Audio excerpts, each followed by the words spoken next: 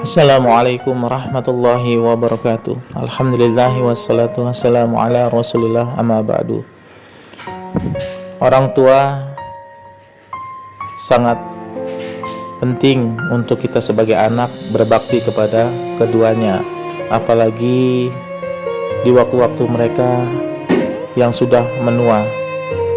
Ini ada salah satu ustadz mengisi khutbah Jumatnya begitu sangat teribah kita mendengarnya, bahkan meneteskan air mata.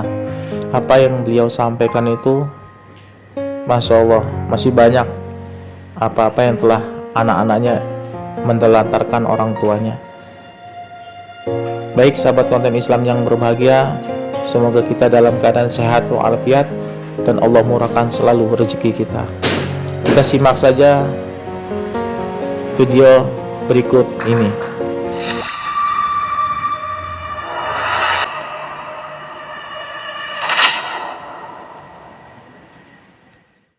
Salatu wa salaman ala rasulillah wa ala alihi wa ashabihi wa mawalah.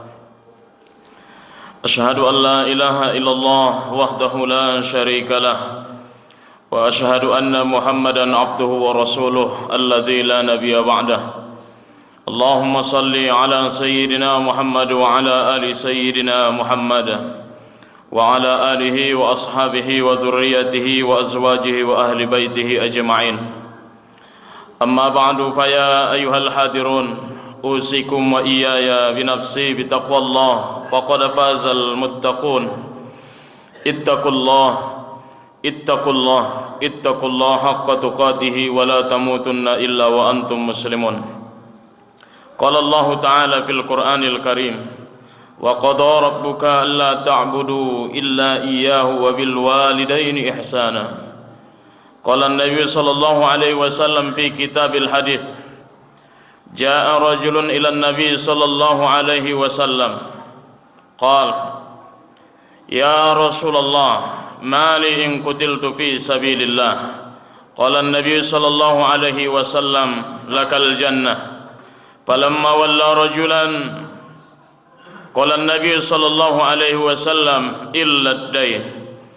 Saudara-saudara sidang Jumat yang dimuliakan oleh Allah, kembali kita bersyukur di hari yang mulia ini. Allah masih memberikan kesehatan, kekuatan dan kesempatan kepada kita semua, sehingga kita masih bisa melangkahkan kaki, mengayunkan tangan menuju masjid yang kita cintai ini, dalam rangka menunaikan kewajiban fardu kita, yaitu salat Jumat secara berjamaah. Salawat dan salam ke junjungan alam Nabi besar Muhammad sallallahu alaihi wasallam. Beliau adalah contoh tauladan yang tak tergantikan di sepanjang masa dan zaman. Itulah baginda Nabiuna Muhammad sallallahu alaihi wasallam.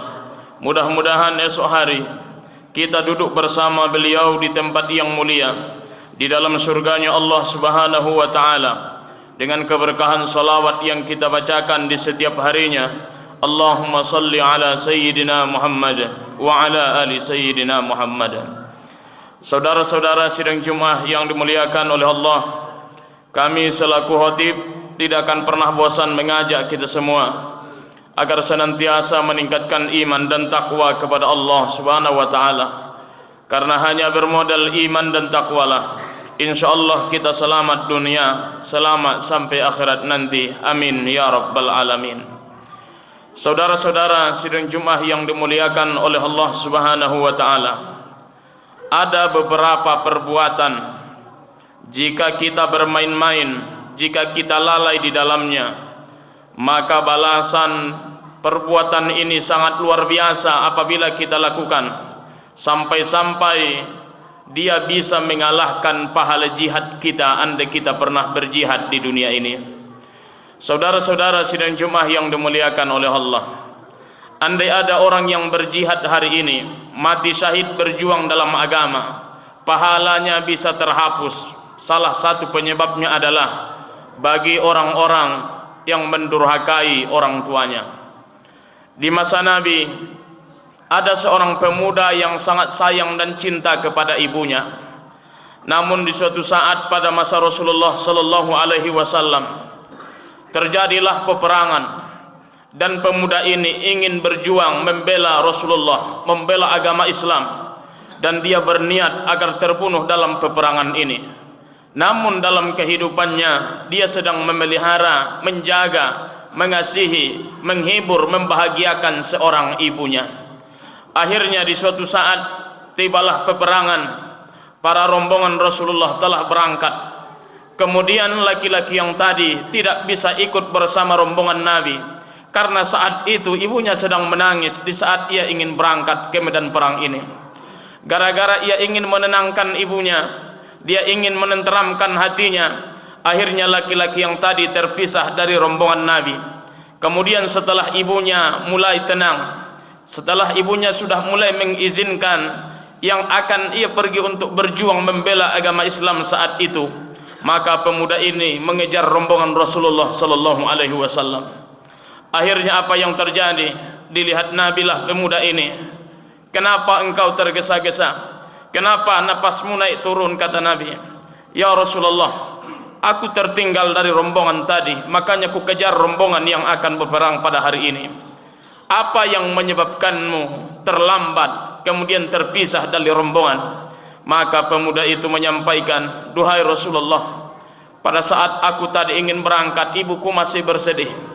Aku tidak siap meninggalkannya, aku tidak siap untuk membiarkannya. Kemudian Nabi menyampaikan, duhai pemuda, andai engkau mati hari ini berjuang fisabilillah, andai engkau terbunuh dalam membela agama Islam hari ini, maka nilai pahala jihadmu takkan ada. Pulanglah, temui ibumu yang kamu tinggalkan. Jihadmu hari ini adalah membahagiakan ibumu. Akhirnya laki-laki yang tadi pulang, tidak ikut berjuang. Apa makna di balik ini? Ternyata andai ada pahala jihad kita hari ini, maka pahala jihad itu akan terhapus disebabkan tidak memuliakan orang tua dalam kehidupan ini. Saudara-saudara sidang Jumat yang dimuliakan oleh Allah, membuat kita sedih beberapa hari yang lalu. Ada beberapa wanita yang telah viral di beberapa media. Mereka mengusir ibu mereka yang tua renta dari rumah mereka. Bahkan lagi ada seorang ibu beberapa hari yang lalu diserahkan ke tempat penitipan.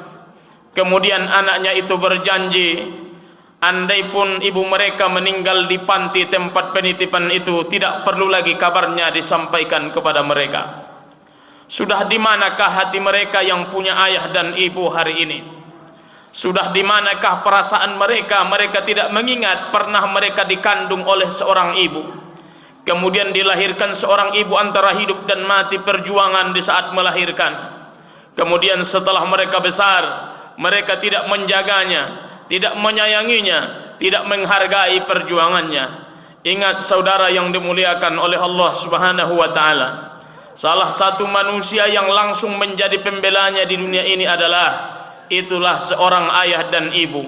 Wa qada rabbuka alla ta'budu illa iyyahu wa bil walidaini ihsana. Kalian itu taat kepadaku, kata Allah, kalian lakukan apa yang kuperintahkan, maka setelah kalian taat kepadaku, wajib engkau taat dan tunduk kepada ayah ibumu. Begitu banyak di akhir zaman orang yang tidak lagi sayang kepada ayah ibunya.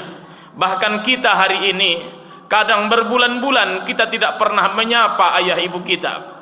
Kadang kita satu rumah dengan ayah ibu kita, tidak ada waktu kita lagi duduk bersama dia untuk berbincang ngobrol dalam kehidupan ini. Saudara yang dimuliakan oleh Allah, seorang ayah dan ibu yang dibiarkan oleh anaknya di masa tua, maka ayah ibu kita itu akan mudah berpenyakit. Sering-seringlah ajak mereka berbicara, sering-seringlah mereka ajak duduk bersama, sering-seringlah ajak ayah ibu kita itu, walaupun pembahasannya berulang-ulang dengan hal yang sama. Karena kebahagiaan orang yang sudah tua bukan lagi uang, bukan lagi rumah besar, bukan lagi tanah yang luas. Kebahagiaan seorang ayah dan ibu di masa tuanya tinggallah kasih sayang. Saudara-saudara yang dimuliakan oleh Allah Subhanahu wa taala, pernahkah kita memperhatikan setiap ayah dan ibu kita kasih kadang uang di masa tuanya, selalu air matanya yang keluar. Ketika kita sukses di saat ini, kita sampaikan, ayah ibu aku dah sukses, pasti mereka akan menangis. Ketika ayah dan ibu kita belikan sesuatu yang mungkin mahal bagi dirinya, dia tidak lagi tersenyum dengan hal itu. Apa yang terjadi? Air matanya keluar. Kenapa seorang ayah dan ibu di masa tua begitu mudah air matanya keluar? Demi Allah, kalau orang semakin tua umurnya, semakin tua usianya, tidak ada lagi yang ia harapkan dalam hidupnya kecuali kasih sayang dari anak-anaknya. Saudara yang dimuliakan oleh Allah, mungkin kita terlalu jarang membahagiakan ayah ibu kita hari ini. Namun begitu sibuk kita dengan grup-grup WA kita di luar sana. Bahkan kita mentraktir mereka dengan harga-harga yang mahal. Bahkan bermalam-malam kita siap mengorbankan waktu hanya demi kawan, demi teman yang sesaat. Tapi ada orang yang seharusnya kita perhatikan hidupnya 24 jam, seolah mereka bagaikan sampah dan menalu dalam kehidupan kita. Seolah kita menganggap mereka adalah bukan orang penting lagi dalam hidup kita. Demi Allah, kita berhasil hari ini, kita sukses hari ini. Mungkin kita selamat dari bencana, kecelakaan dalam hidup ini. Bisa jadi masih bergerak bibirnya di hadapan Allah. Duhai Allah, kasihi anakku, sayangi anakku, sekalipun mereka tetap mengecewakanku di masa tuaku. Saudara yang dimuliakan oleh Allah Subhanahu wa taala, ingat, seorang ayah dan ibu itu adalah amat mahal ucapannya, sangat mahal doanya, sangat mahal hatinya, sangat mahal perasaannya. Siapapun kita yang hadir hari ini, jika ada ayah ibu masih hidup hari ini di rumah, tolong sapa setiap hari. Jangan biarkan mereka seperti patung di masa tuanya. Karena kami pernah bertanya kepada seorang ayah yang pernah ditinggalkan oleh anak-anaknya. Kami bertanya, duhai Pak, kenapa engkau menangis di setiap malammu? Kenapa engkau bersedih di sepanjang hidupmu? Ternyata dia menangis bukan karena rumahnya jelek. Ternyata dia menangis bukan karena uangnya tak ada. Kami tanya, jawaban dia sangat simpel dan tak masuk akal. Apa yang membuatmu duhai Pak menangis di setiap malammu? Sudah 2 tahun nak, tidak ada anak yang memanggil suara ayah yang kudengar lagi di telingaku. Coba kita bayangkan, seorang ayah kadang yang sudah tua itu tidak akan mengharapkan uang lagi, tapi kadang ia rindu dipanggil anaknya ayah. Kadang rindu seorang ayah itu ingin ditanya, ayah mau makan apa? Ayah mau apa? Kadang ucapan pertanyaan ini tak lagi datang di masa tua seseorang, maka ini akan sangat menyiksa batin seorang ayah dan ibu. Saudara yang dimuliakan oleh Allah, itu masih seorang ayah, apalagi seorang ibu. Seorang ibu lebih pandai lagi menyimpan perasaan sedih dalam hidupnya. Ibu itu selalu berbohong demi kebahagiaan kita. Ibu itu selalu akan berjuang demi kepentingan kita. Seorang ibu itu tidak akan pernah lupa doanya kepada anak-anaknya. Maka wajar dan pantaslah, andai ada seorang anak yang menyakiti perasaan ayahnya, andai ada seorang anak yang menyakiti perasaan ibunya, andai orang ini berjihad, kata Nabi, maka pahala jihadnya akan gugur karena kesucian kemuliaan hati seorang ayah dan ibu. Saudara yang dimuliakan oleh Allah, beruntunglah kita sebahagian yang masih bersua dengan ayah dan ibunya. Lihat-lihatlah wajahnya. Kata Nabi, melihat wajah ayah ibu itu saja berpahala. Ma min rajulin yanzuru ila wajhi walidayhi binazratir rahmah. Siapa, kata Nabi, yang memandang wajah ayah ibunya yang sudah semakin menua, yang sudah semakin mulai melemah badannya, uban sudah mulai menabur di kepalanya, mukanya telah mulai berkeriput, tenaganya yang semakin berkurang. Kita tengok badan yang sudah mulai melemah itu adalah ayah ibu kita, kata Nabi. Maka setiap pandangan itu akan ditulis satu pahala kepada seorang anak. Saudara yang dimuliakan oleh Allah, sungguh kami yang telah kehilangan ayah dan ibu hari ini, maka kami sangat menyesal karena kami terlambat membahagiakannya. Kadang kami terlalu sibuk membahagiakan istri dan anak-anak kami. Saudara yang dimuliakan oleh Allah, Andai punya ayah dan ibu hari ini, jagalah mereka berdua. Mereka adalah pintu keberkahan yang tak bisa digantikan dengan apapun. Mereka adalah pintu keberkahan yang tidak bisa dihargai dengan apapun.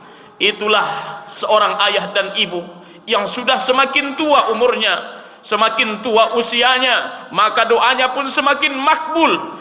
Ingat, seorang ayah dan ibu, kasih sayangnya tidak pernah ia hianati terhadap anak-anaknya. Saudara-saudara, sidang Jumat yang dimuliakan oleh Allah Subhanahu wa taala. Inilah yang pertama, perbuatan yang bisa menggugurkan dan menghapuskan pahala jihad. Dan yang kedua adalah, dulu di masa Nabi ada seorang laki-laki yang datang, "Ya Rasulullah, mali in qutiltu fi sabilillah." Andai aku mati ya Rasulullah berjuang fi sabilillah, apa kira-kira bagianku? Maka Nabi menjawab, lakal jannah, bahagianmu adalah surga. Kemudian falamma walla rajulan, laki-laki yang tadi berpaling meninggalkan Nabi, kata para sahabat, Nabi masih melanjutkan hadisnya, illad dain, kecuali dia berhutang. Ternyata adalah yang kedua ini, yang bisa menghapuskan pahala jihad adalah orang yang bermain-main dengan hutangnya. Di dalam agama Islam, berhutang itu tidak haram, dibolehkan selama sesuai dan sanggup untuk mengembalikan. Maka andai ada orang yang berjihad, dia bermain-main dengan hutangnya, ibaratnya adalah ada waktu untuk membayar tapi alihkan kepada yang lain. Sebagai contoh kami sampaikan, andailah kita dihadapkan mana lebih bagus, mengakikah anak atau membayar hutang, maka lebih bagus lagi membayar hutang. Andai ada orang yang mau berhaji dan berumroh, mana yang lebih bagus, bayar hutang atau berumroh? Selesaikan hutang. Karena hutang ini, saudara-saudara Jumat yang dimuliakan oleh Allah Subhanahu wa taala, ini adalah perkara yang sering di akhir zaman diabaikan oleh seseorang. Kita tidak berbicara masalah 50.000 dan 100.000, tapi adalah orang yang memberikan uang itu dulu untuk kita pinjam. Niat mereka salah satunya adalah untuk menolong menghilangkan kesusahan kita. Namun ketika untuk mengembalikan, seolah kita tidak pernah menghargai apa yang telah mereka korbankan untuk kita. Suatu saat Al-Imam Abu Hanifah pernah orang berhutang kepada beliau, sehingga pada waktu pembayaran orang yang berhutang ini tidak datang. Imam Abu Hanifah adalah seorang ulama besar. Ternyata menagih hutang ini dibolehkan dalam agama kita dengan cara-cara yang telah kita sepakati. Akhirnya Imam Abu Hanifah datang, dia mengetok pintu orang yang berhutang ini kepada dirinya. Ibarat kita, beliau mengucapkan salam, assalamualaikum. Ternyata ucapan salam itu tidak ada yang menjawabnya. Ternyata orang yang berhutang ini lagi tidak ada di rumahnya. Kemudian Al-Imam Abu Hanifah ingin meninggalkan rumah tersebut, maka ada orang yang menyapanya, wahai imam, orang yang punya rumah barusan keluar, sebentar lagi dia akan datang, istirahatlah di depan rumahnya di bawah pokok kayunya itu. Apa yang disampaikan oleh Al-Imam Abu Hanifah? Aku tidak berani mengambil manfaat sedikit pun dari orang yang masih berhutang kepada diriku. Apa maknanya? Andai ada orang yang berhutang kepada kita, tidak boleh dimanfaatkan itu orang untuk kepentingan kita. Contohnya, Imam Abu Hanifah tidak mau bernaung hanya untuk menghilangkan rasa panas dari pohon orang yang berhutang kepada dirinya, dia tidak berani. Wajar ulama-ulama kita itu adalah ilmu-ilmunya barokah, karena mereka menjaga ilmunya pun begitu luar biasa di hadapan Allah Subhanahu wa taala. Apa maknanya? Andai kita berhutang hari ini, kurang afdol juga kita memakan makanan orang yang masih berhutang kepada kita. Maka andailah kita mau membuat pesta di dalam keluarga kita, ada uang untuk membiayainya, tapi uang ini bisa digunakan untuk membayar hutang. Wahai saudaraku yang dimuliakan oleh Allah, tinggalkan kepentingan hawa nafsu, dahulukan kewajiban untuk menyelesaikan hutang kita itu. Saudara-saudara sidang Jumat yang dimuliakan oleh Allah, jangan sampai kita meninggal dunia menutup mata bermain-main dengan hutang. Ada waktunya bisa membayar tapi kita lambat-lambatkan.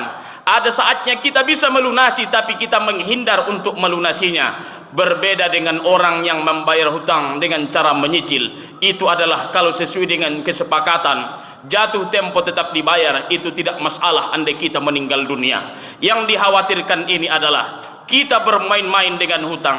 Ada uang hari ini untuk membayarnya, seolah kita berpikir minggu depanlah ku bayar, minggu depanlah ku lunasi. Pertanyaannya, siapa yang akan menjamin kita hidup 1 minggu yang akan datang? Makanya kata Nabi, siapa yang bermain-main dalam hutangnya di atas dunia, meninggal orangnya, maka ruhnya akan terombang-ambing antara langit dan bumi karena tersiksa disebabkan melalaikan hutang di masa hidupnya. Berbeda dengan orang yang berjuang membayar hutangnya, tiba-tiba ia meninggal dunia di pertengahan jalan karena berusaha, maka kategori ini bukan orang-orang yang lalai terhadap membayar hutangnya. Saudara-saudara, sidang Jumat yang dimuliakan oleh Allah, melalui mimbar yang amat singkat ini kami ambil 2 kesimpulan. Yang pertama adalah, jika ingin bahagia hidup, jangan berkah hidup ini, maka jangan pernah kecewakan dan sakiti hati seorang ayah dan ibu. Dan yang kedua, kalau ingin kesehatan kita bagus, keluarga kita sakinah mawaddah warahmah, urusan kita dipermudah oleh Allah Subhanahu wa taala, jika kita berjuang hari ini untuk membayar hutang, usahakan sesuai perjanjian, lunaskan, selesaikan, insya Allah rezeki kita bertambah barokah. Fa'tabiru ya ulil absar la'allakum turhamun.